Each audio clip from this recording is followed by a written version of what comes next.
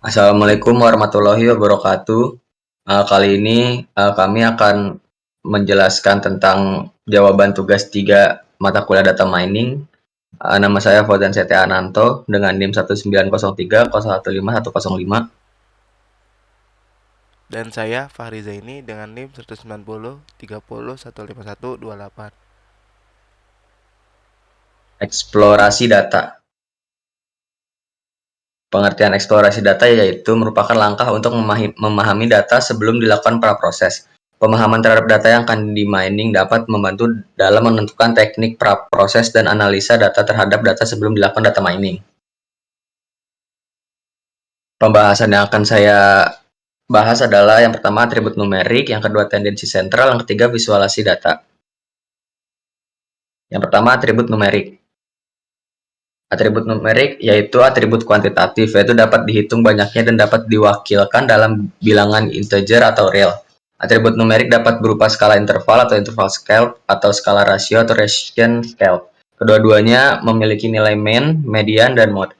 Untuk atribut numerik interval scale tidak memiliki true zero point atau nilai nol yang sebenarnya, sedangkan rasio scale memiliki true zero point. Contoh atribut numerik sebagai berikut. Yang kedua, tendensi sentral. Tendensi sentral merupakan setiap pengukuran aritmetik yang ditujukan untuk menggambarkan suatu nilai yang mewakili nilai pusat atau nilai sentral dari suatu gugus data atau himpunan pengamatan. Macam-macam tendensi sentral itu ada rata-rata, median, modus, dan mid-range. Rata-rata yaitu suatu nilai rata-rata dari semua nilai yang data observatif. Nilai rata-rata data observatif diberi simbol mu. Ada dua macam rata-rata yaitu yang berkelompok dan tidak berkelompok. Dan berikut adalah contoh dari rata-rata data observasi yang berkelompok. Contoh perhitungannya adalah sebagai berikut. Nah, yang berikutnya yaitu data observasi kelompok, rata-rata data observasi kelompok. Itu merupakan jumlah hasil kali antara frekuensi dengan nilai tengah semua kelas jumlah frekuensi. Berikut adalah contohnya. Yang berikutnya adalah median. Median adalah nilai data observasi yang berada di tengah-tengah urutan data tersebut, atau data observasi yang membagi data observasi yang sudah diurutkan menjadi dua bagian yang sama banyak. Nilai median data observasi diberi simbol MD. Ada dua macam median, yaitu median data observasi berkelompok dan tidak berkelompok dan berkelompok. Median yang berkelompok yaitu dapat ditentukan dengan langkah sebagai berikut. Urutkan data observasi dari kecil ke besar, menggunakan rumus N plus 1/2 dan tentukan nilai median. Berikut adalah contohnya.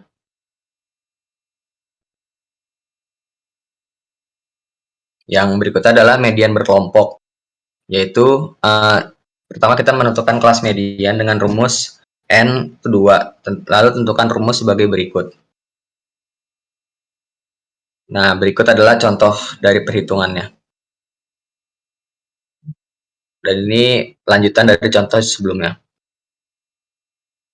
Yang berikutnya adalah modus, yaitu merupakan suatu nilai yang paling sering muncul, nilai dengan frekuensi muncul terbesar. Yang kedua, jika data memiliki dua modus disebut bimodal.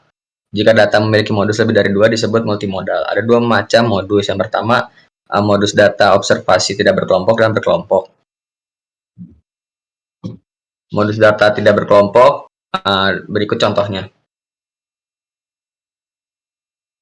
Nah, dan ini adalah modus data observasi berkelompok. Dan ini merupakan rumusnya. Dan ini adalah contoh dari modus data berkelompok. Dan ini adalah penyelesaian dari contoh sebelumnya. Yang berikutnya adalah mid-range, yaitu asumsi bahwa kita tahu kuartil pertama dan ketiga. Kita tidak memiliki banyak hal yang harus dilakukan untuk menghitung mid-range. Ditunjukkan kuartil pertama Q1 dan kuartil ketiga Q3. Dan berikut adalah rumusnya Q1 plus Q3 dibagi 2. Mid-range adalah mean dari kuartil pertama dan ketiga. Berikut adalah contoh dari mid-range dan penjelasannya. Yang ketiga yaitu visualisasi data. Visualisasi data yaitu proses membuat representasi visual dari data. Visual data merupakan alat yang ampuh untuk menjelajahi kumpulan data yang besar dan kompleks. Terdapat berbagai macam teknik visual data. Yang pertama adalah berorientasi pixel, berorientasi geometris, dan berorientasi icon. Visualisasi berorientasi pixel yaitu merupakan teknik visualisasi data berbasis pixel. Ada pemetaan tiap-tiap nilai data kepada titik tertentu dan setiap nilai data memiliki satu atribut dalam jendela terpisah. Berikut adalah karakteristiknya. Yang pertama, menangani himpunan data, menangani data menengah, tiap data item dipetakan, lalu menangani record overlap. Berikutnya, visualisasi berorientasi geometris, yaitu teknik visualisasi data berbasis proyeksi geometri. Teknik ini memetakan ruang dimensi, ketampilan dua dimensi dengan menggunakan simbol yang berjarak sama dan saling paralel dengan sumbu tampilan. Berikut adalah karakteristiknya. Pertama, menangani himpunan, menangani secara wajar semua dimensi data dianggap sama, sangat efektif untuk data. Berikutnya adalah berorientasi icon, yaitu teknik data berbasis icon yang lebih dikenal dengan iconographic adalah pemetaan setiap item data multidimensi ke dalam sebuah icon. Berikut adalah karakteristik. Yang pertama, menangani himpunan, icon yang digunakan hanya terdiri dari pixel, dapat diterapkan pada berdimensi tinggi, record yang overlap. Berikutnya akan dilanjutkan oleh rekan saya, Fahri Zaini. Nah, selanjutnya saya akan membahas tentang yang pertama itu ada atribut ordinal, yang kedua sebaran data, yang ketiga grafik statistik. Nah, yang pertama itu ada atribut ordinal. Atribut ordinal adalah atribut dengan nilai-nilai yang kemungkinan memiliki urutan yang memiliki arti atau tingkatan atau ranking. Tetapi jarak antara nilai-nilainya tidak diketahui. Ordinal atribut berguna untuk mendaftarkan taksiran suatu kualitas yang tidak bisa diukur secara objektif. Oleh karena itu, ordinal atribut biasanya digunakan dalam survei atau rating. Contohnya ada sebagai berikut. Nah, yang kedua ada sebaran data. Ukuran sebaran data adalah suatu ukuran yang menyatakan seberapa besar nilai-nilai data berbeda atau bervariasi dengan nilai ukuran pusatnya, atau seberapa besar penyimpanan nilai-nilai data dengan nilai pusatnya. Macam-macam sebaran data. Yang pertama ada interquartile range atau EQR. Yang kedua ada standard deviation atau SDT. Nah, yang pertama ada interquartile range atau EQR. EQR atau disebut jangkauan kuartil atau hamparan didefinisikan sebagai selisih antara Q1 dengan Q3. Ukuran ini sangat baik digunakan jika data yang dikumpulkan banyak mengandung data pencilan atau outlier, karena EQR kekar atau robust terhadap adanya nilai-nilai yang ekstrim. EQR sama dengan Q3 dikurang Q1. Nah, contohnya sebagai berikut. Kedua ada standard deviation atau SDT.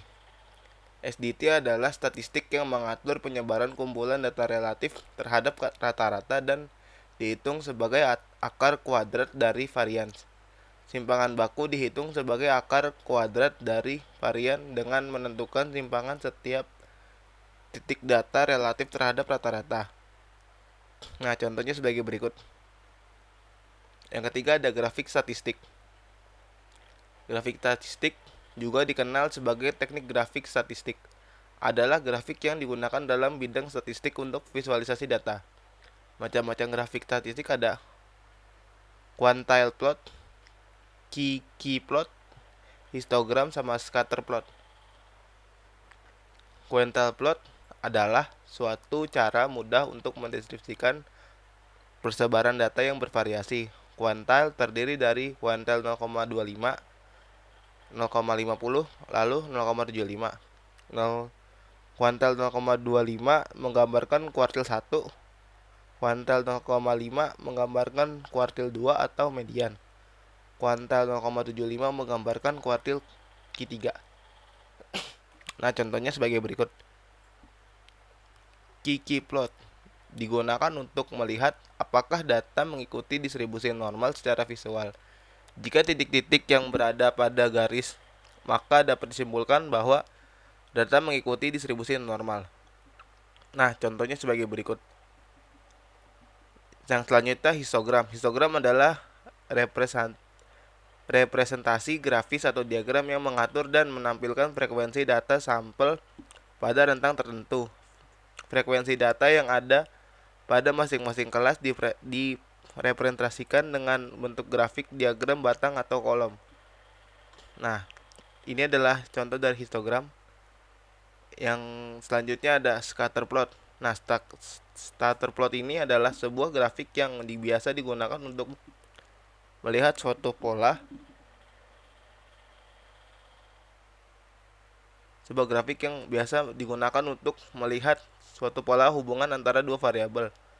Untuk bisa menggunakan scatter plot, skala data yang digunakan haruslah skala interval dan rasio. Nah, ini contoh scatter plot. Nah, di sini referensi kami untuk mengerjakan tugas data mining. Mungkin cukup sekian presentasi dari kami, kurang lebihnya mohon maaf. Wassalamualaikum warahmatullahi wabarakatuh.